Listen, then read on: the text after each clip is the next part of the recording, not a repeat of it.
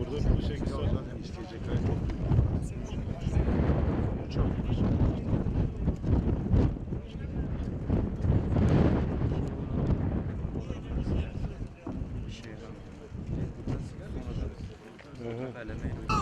Dön! Bir adım ileri! Marş! Sola! Dön! Yerlerinize! Marş marş!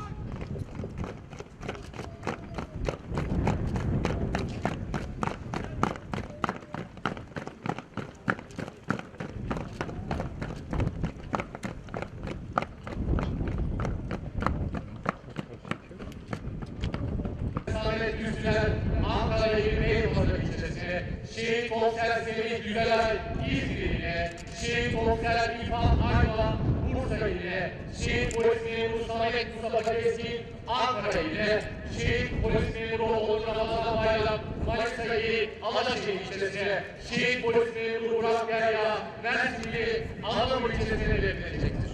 Şehitlerimizin uğurlanması. Merasim arası. Kalk. Sol. İleri. Marş marş.